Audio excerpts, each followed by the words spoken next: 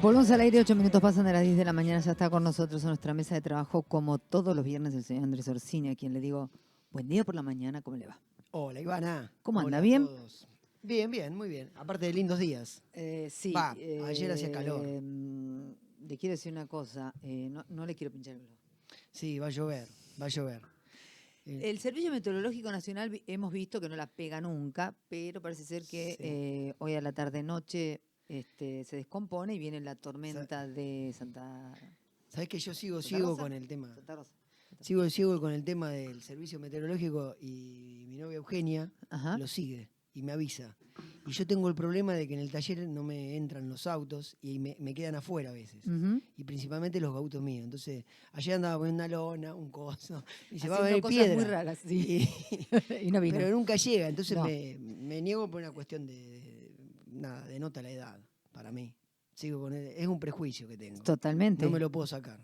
Lo que pasa es que cuando nosotros éramos chicos, los que corrían a tapar los autos para que no le agarren las piedras eran nuestros padres, ahora somos nosotros. Yo creo que viene mucho del tema de la gente, de los productores, ¿no? Que están muy pendientes de eso y quizá hay algo de eso cultural que Ujú. nos han transmitido, que era muy importante saber qué iba a pasar con el clima. Y no sé, debe haber algo de eso, no sé, No sé. estoy opinando, ¿no? Sí, Es sí, una sí, sí, opinión. sí. Yo sé que mi padre, por Pero ejemplo, también tenía que mirar si había piedra, era una cosa que no sé qué cosa pasaba con el auto. sí, pero Como... ahora todo es piedra. Y Sí, hace bastante que no hay piedra. sí, mira qué metáfora hermosa. Ahora todo es Todo es piedra y piedra, desde es hace verdad. bastante. Sí. Em, Quiero saber tu opinión sobre... no, la frase de Alberto Fernández sobre el fiscal Luciani. Vos sabés que hoy justo Digamos, posteé. dijo Nisman se suicidó, espero que el fiscal Luciani no haga lo mismo. Sí, a mí me parece una estupidez. Una estupidez. Más en el contexto que lo dice. Porque lo veo desde los. Trato de verlo de los dos lados, ¿no? De un lado, no sé qué suma, al contrario. Creo que debería ser. Si alguien de mi espacio, ponele, dice una estupidez así, es como un ancla al abismo del mar. O sea, lo putearía, porque digo, no puede ser tan estúpido de darle de comer a los demás. Ujú. Y si lo dice como, como oficialismo, también es grave, porque se está metiendo. En realidad, en definitiva, yo estoy en contra, voy a aclarar mi postura porque si no, no se entiende lo que digo. Mi postura es, esto es personal, ¿no? Es contraria a la de ahora sale justo por escándalo, los paladines de la Quieren un justicia, juicio un político. juicio político, una estupidez. Mi lectura de la realidad hace que el presidente del artículo 109 le prohíbe inmiscuirse en los temas judiciales, pero lo habilita para poder opinar sobre temas judiciales y él es abogado además. O sea que puede, siempre y cuando... O sea, yo tengo la teoría de que Siempre y cuando Alberto no es diga cínico, boludeces, pero no quiere es decir. estúpido. Es un tipo cínico, pero no está perdido. Yo a veces juego con eso, pero yo creo que no es un tipo que está perdido, que tiene algún tipo de enfermedad mental, como dicen algunos. No, yo creo que está en todos sus cabales, él sabe lo que dice, y por eso también a veces es peligroso, ¿no? Es peligroso para los propios y para los ajenos. Ahora, que este tema del juicio político se levante como de los paladines de la justicia, los mismos que se complotaron para ir en contra y violar todos los artículos de la Constitución Nacional en la época de la pandemia, cuando nos encerraron a todos, que no nos dejaban trabajar y nos trataron como delincuentes, que nos perseguían. Y cuando hablo de todos, es todos, nación, provincia y municipio. Ujú. La verdad es que a mí no me da ninguna garantía, o sea, de lo que en definitiva estén buscando justicia. Nada, eso es otra treta de la política para mantenernos ocupados de cosas que no van a llegar a buen puerto, que después en la sociedad genera frustración, porque mucha gente está esperando meterla presa a Cristina, meterlo preso a Fernández y qué sé yo. Y yo creo que son emociones, no hay mucha racionalidad en eso. Hay que Son esperar. pulsiones, sí. Bueno, si en definitiva creemos en la democracia que tenemos, que tiende o que pretende ser republicana, bueno, esperemos a que la justicia se expida Ujú. y Eso opinemos te iba a sobre eso. decir. Esa es mi visión mi Eso te iba a decir, opinión ¿cuál es personal. la visión? ¿Cuál es la visión o la mirada de los liberales con respecto a Bueno, esto? por ejemplo, José Luis Espert creo que se sumó al pedido de juicio político. A mí me parece una jugada política, no estoy de acuerdo. Ujú. O sea, yo no estoy de acuerdo. Y la mirada de los liberales es un problema porque los liberales, yo por ejemplo sigo mucho a Gustavo Semería, que no es conocido, no está casi en la rosca política y es muy auténtico en las opiniones que da y, y él dice muchas cosas que van en contra de lo que la mayoría de los liberales dicen. Entonces, yo lo que creo es que uno tiene que analizar, pensar, y bueno, después proponer el debate, sí. Se arman unos terribles debates, pero creo que el debate es sano, es como lo que hacemos acá.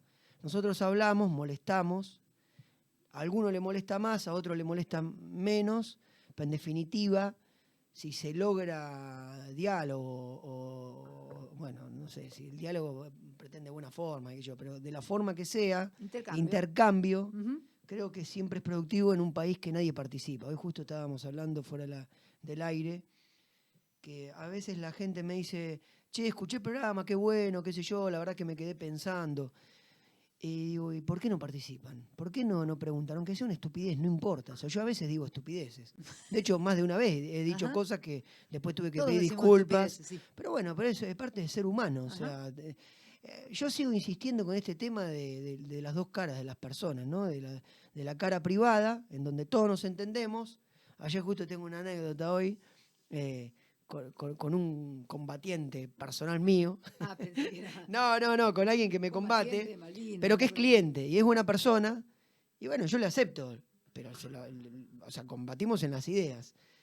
Y justo tuvimos un tema de que le digo, mirá, la inflación hizo el service de la camioneta, que es una Amarok, por ejemplo, hace 9 meses, y el service salió 26.000 pesos. Y cuando saqué las cuentas ahora, porque yo no intercambio productos, yo vendo servicios. Y yo cobro mi mano de obra, pero cuando saqué la cuenta, me daba 43.000 pesos. Con aceite importado, por ejemplo. Pero claro, cuando le pregunto a un lubricentro, que a veces es proveedor mío, le digo, escúcheme, a ver, sacame la cuenta Te con los llama otros por una, aceites. Y me dice, no, varía de 41 a 45, o sea, está bien. Y cuando le digo, escúchame una cosa, le digo, te paso el precio de esto y tratá de no enojarte conmigo ni me digas porque que no yo tengo soy nada el que ver. generador de precios, no me acuerdo cómo es la palabra que usan. Sí, generador de precios. Sí, ahí está la otra, pero bueno, ahora no se me viene. Y le digo, no tengo nada que Formador. ver, formador de precios. Le digo, no tiene nada que ver, es la inflación. Es el producto de la emisión monetaria, que la otra vez Fernández lo dijo, porque lo conoce muy bien la teoría económica. Lógico. Cuando vos ves los Por videos de supuesto, los todos. 90, todos lo saben. Pero claro. Le digo, es el producto de lo que hicieron antes. Está bien, se hizo por la pandemia, por una situación de guerra, de conflicto. Lo que vos Sí, querrás. está bien, los países hacen eso, sí, por supuesto. Las democracias liberales, o sea, de todos los colores, sí, es una medida extraordinaria. Ahora, que después lo desconozcas o que lo niegues, es otra discusión. Otra historia. Ya ahí estamos en otro campo. Es otra Entonces, historia. a mí me parece que Fernández, yo, ¿sabes cómo lo veo? Como un provocador. Él, para mí, que va a provocar para torcer la opinión pública, para que la opinión pública se mate debatiendo cosas que en definitiva no llegan nunca a nada. Desviando Pero la eso perdiz. nosotros tenemos que tener mucho ojo, mucha cuestión. Recién me acaban de medio que de putear en el Facebook ¿Por por qué, poner Andrés? justamente esto. Me dice, no, porque el que me escribe está de acuerdo con el juicio político y yo. Y en definitiva, yo digo, tenemos que tener cuidado con esto porque se generan expectativas de algo que no va a suceder. Y la expectativa de algo que no sucede, finalmente, Ujú. genera desgano, genera el derrotero ese enorme de creernos que nosotros nunca vamos a poder salir de los problemas que tenemos, que nunca vamos a poder acomodar Tal cual. los problemas del país. Entonces, bueno, quédate en tu Que nos casa, no tenemos sé, que dejate resignar. morir, qué sé yo, Exacto. ¿para qué vivís? Exacto. Y esa es mi postura, que también era la postura que yo tenía antes, ¿no? De decir, bueno, no está todo mal, entonces como está todo mal, prendamos fuego todo.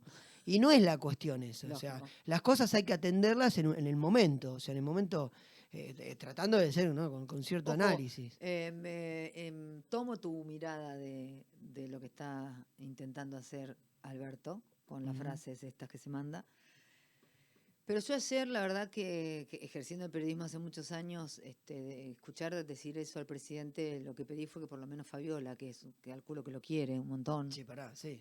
le vaya a hacer un análisis con el neurólogo, para ver si está en sus cabales. Porque la verdad que digo una frase como la que Yo dijo, creo que... es peligrosa para Cristina, incluso te diría. No, pero en el lío ¿Se que hay, entiende? en el problema que estamos teniendo, yo creo que a veces los políticos saben dónde meter, ¿no? El dedo en la Ujú. llaga. Obviamente que son expertos en eso. Y saben cómo hacer pelear a la gente, cómo dividir a la gente, Bueno, de hecho cómo estamos hace 2 mantenernos en años, discusiones 2 días absurdas. hablando de esto, claro. Fíjate que estuvimos, bueno, yo tomo ahora ya como referencia permanente el tema del encierro, cómo nos la pasamos discutiendo con gente que en definitiva a veces nos ponemos de acuerdo en muchas cosas Ujú. y en definitiva no pudimos hablar nunca del problema real sanitario, o sea, discutíamos de cualquier estupidez, de los Y estábamos hipercontagiadores, encerrados. de los que querían matar a los abuelos, yo era todo eso, de los que querían matar a los abuelitos, a sus padres, porque mis abuelos ya no los tengo. O sea, cosas irracionales totalmente de la denuncia de vecino contra vecino, de aquel hijo de su madre que salió de la casa y caminó, o de aquel que está corriendo y que no le importa nada a la humanidad. Todas esas cosas, mantenernos en ese desgaste. Bueno, ahora todo digamos, la crispación social que estamos viviendo, que está digamos, en la subestructura, no se ve, pero yo la siento. Eso que le está llegando a la gente, todas las consecuencias de lo que hicimos, porque ¿no? Hay que recordar que los argentinos somos expertos en no conectar lo que hacemos con lo que nos pasa. Ujú. O sea, nunca sabemos de dónde viene el problema. Y muchas veces viene de nosotros mismos, ¿no? Como sociedad. Entonces, para mí, de vuelta, la crítica tiene que ser a la sociedad. ¿Qué creemos, qué no creemos? ¿Qué tomamos como serio? ¿Qué no tomamos como serio? André, Eso.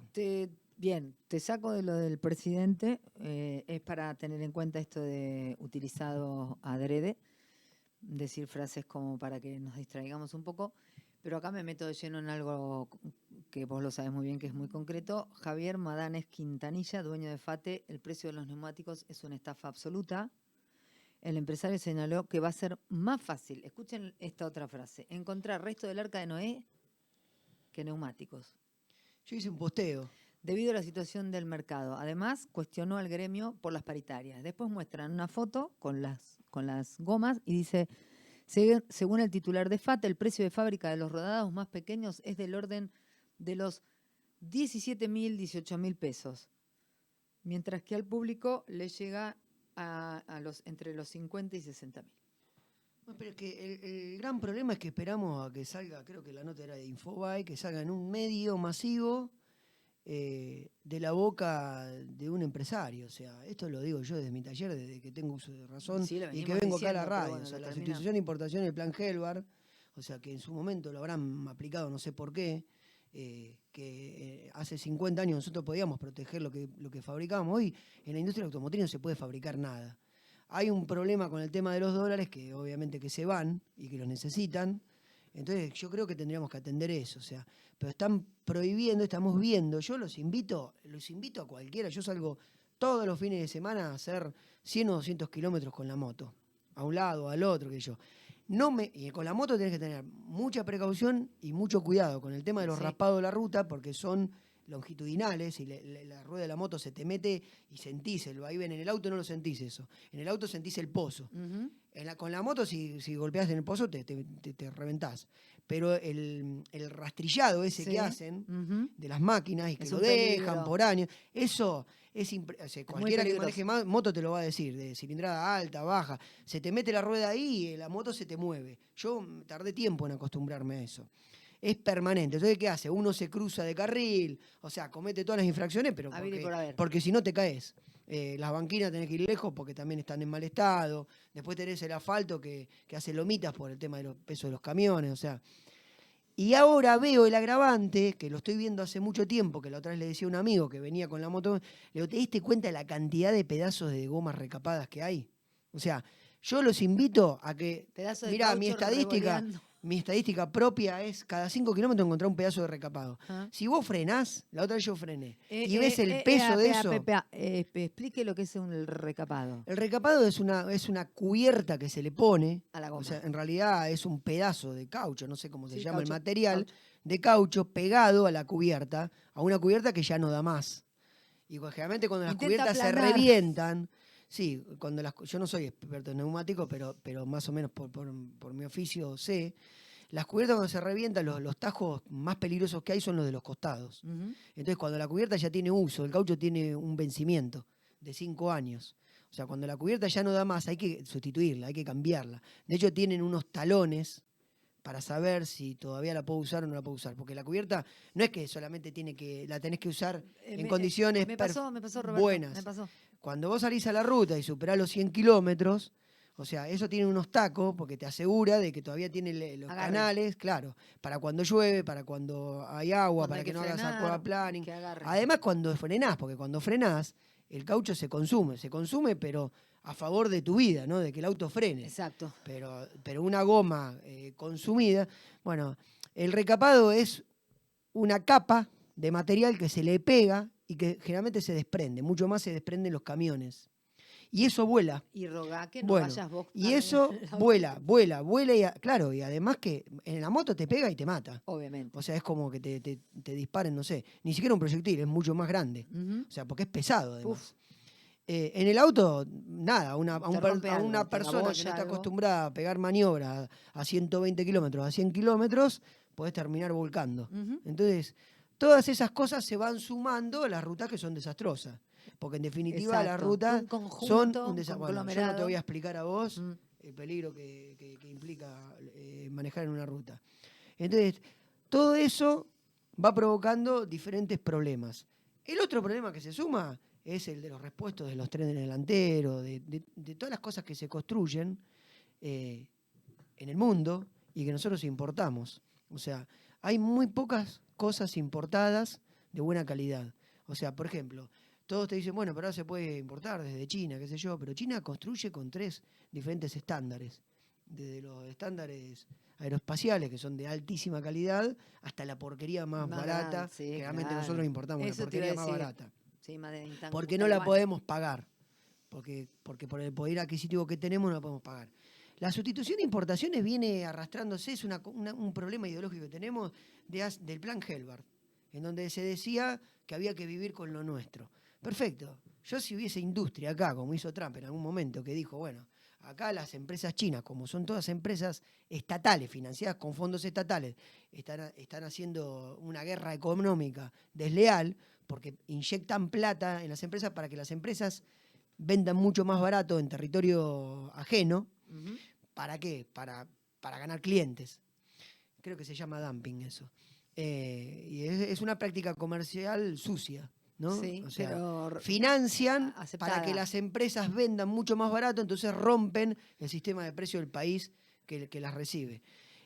Trump se dio cuenta de eso y aplicó algunas dosis de proteccionismo. Esto te lo estoy diciendo desde mi postura liberal, que debería haber libre mercado, pero no es lo mismo libre mercado que mercado desleal, ¿no? Entonces, nosotros creemos todavía que tenemos industria nacional en los autos, cuando hace 30, 40 años la cantidad de marcas que teníamos era 3. Era Chevrolet, Ford, bueno, la tremenda disputa del TC. O sea, Chevrolet, Ford, a veces venían los Torino y la Dodge.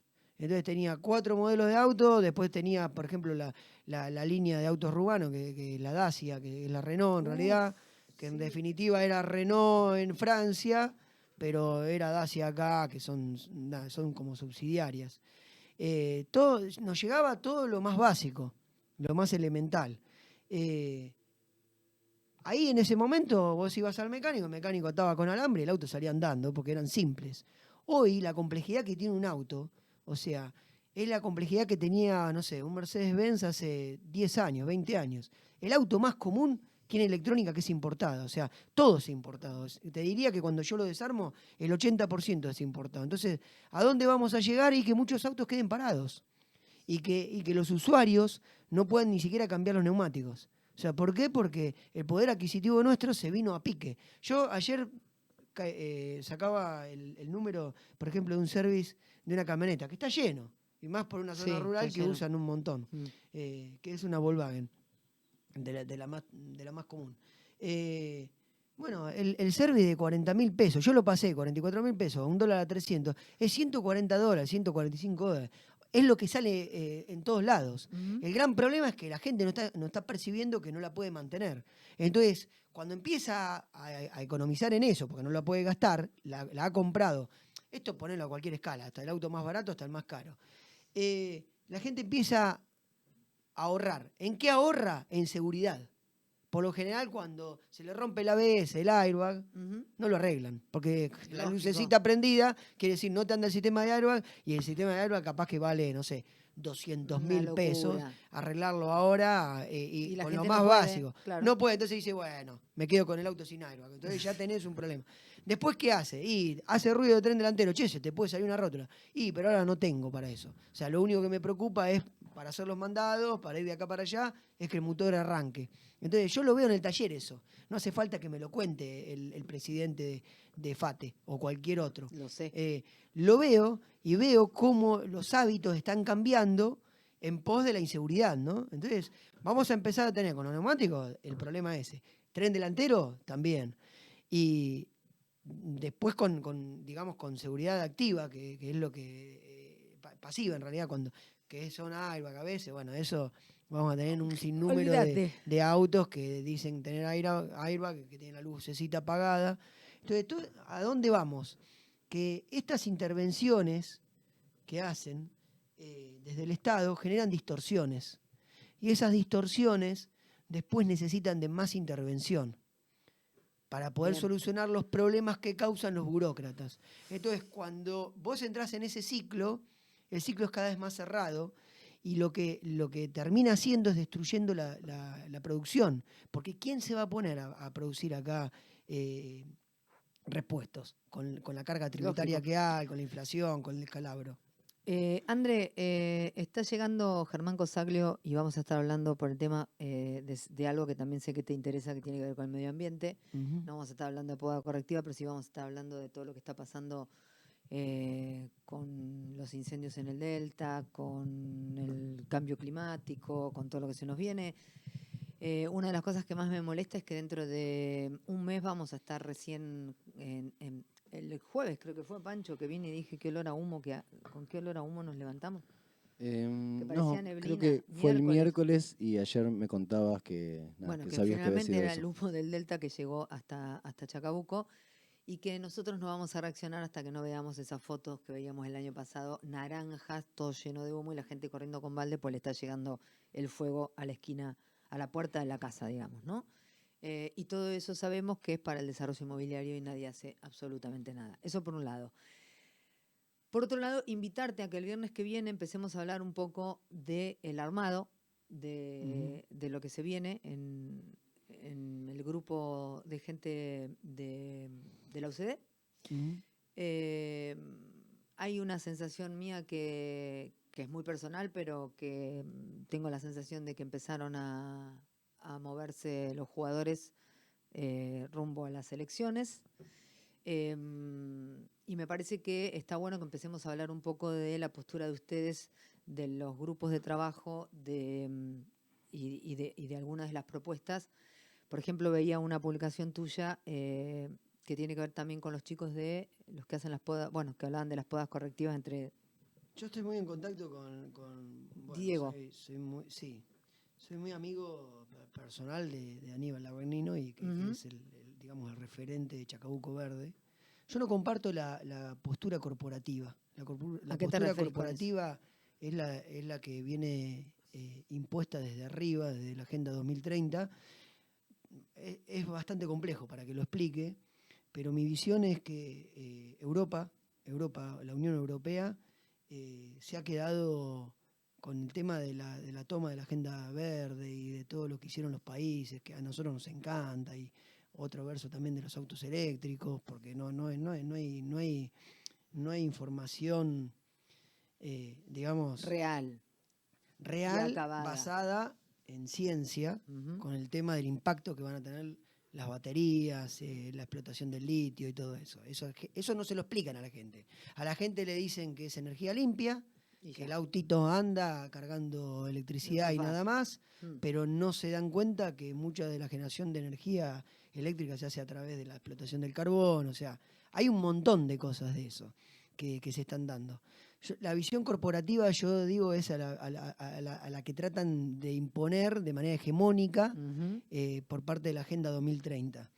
La Unión Europea no tiene capacidad de generar, tiene una crisis energética enorme, porque países como por ejemplo Alemania abandonaron los sistemas de producción y se subieron a este carrito verde. Bueno, ahora están teniendo un problema enorme con Rusia, que no pueden generar ni siquiera gas. Estaban analizando emprender los incineradores de los edificios porque abandonaron el camino productivo. Entonces, yo creo que hay muchas mentiras sobre esto. Ahora, no niego que la Tierra atraviesa por un proceso de calentamiento en los últimos 100 años, porque los procesos geológicos son de miles de años. Cuando vos los analizás, se enfría y se calienta permanentemente. Sí, lo que yo considero es que tenemos que hablar de contaminación, porque al hablar de contaminación también hablamos de pobreza, y no es hablar de contaminación, que siempre es lo que discuto con Aníbal, nos obliga a hablar de pobreza, de falta de recursos. ¿Y en qué se ve? Y el vecino lo debería ver directamente. Por ejemplo, el basural de Chacabuco, en donde enterramos, tenemos prácticas que están prohibidas en todo el mundo. O sea, que contaminan las napas de agua, todo lo que está no tienen mal, lo hacen cerco ahí. perimetral, todo lo que está mal lo estamos hacen ahí. haciendo. Además, con el agravante de que hacemos estas podas que yo las veía, que No justo son hice podas, son asesinatos, decapitaciones, digamos. Sí.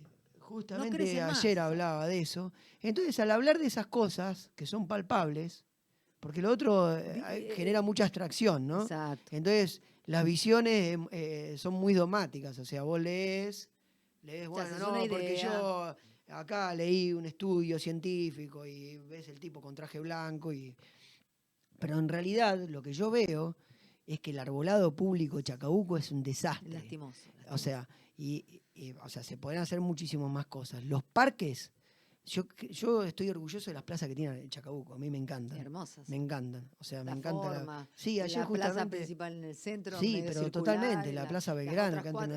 Ayer miraba, yo paso todos los días. No sé qué pasó. Pero no se han sumado árboles nuevos, ni siquiera se han hecho plantaciones ni nada. El único movimiento que ha sembrado es Chacabuco Verde. O sea que en definitiva es el intercambio voluntario de un montón de individuos que creyeron en el proyecto y dice, bueno, te donamos un árbol. O sea, compramos el arbolito y te lo donamos y vos lo plantás. Y Aníbal con la pala y lo plantaba. O sea, el esfuerzo de un individuo junto con otros individuos, que son muy pocos, porque uno tampoco tiene tiempo de estar en todas. Pero bueno, quizá puede aportar con eso.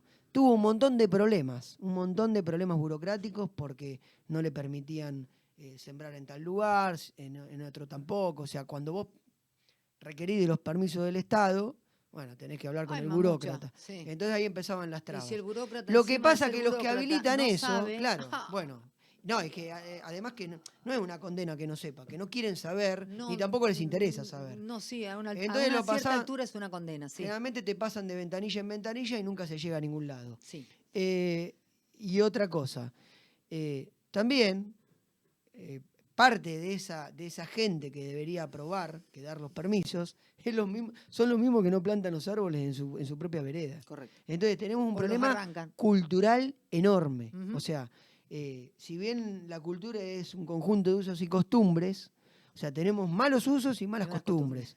Entonces, creo que Chacabuco, voy a hablar Chacabuco porque vivo acá y porque lo veo. Y yo ahora estoy haciendo el recorrido, estoy haciendo el trabajo salgo con la moto y veo los otros pueblitos. Hay pueblos que no tienen asfalto, pero tienen una arboleda hermosa, de hace 60, 70 años, no sé, 100 años, porque si no empezamos con la discusión política de cuándo se sembró. Sí, yo creo igual que, por ejemplo, el plan de Sarmiento con Florentino Meguino, que lo he leído bastante,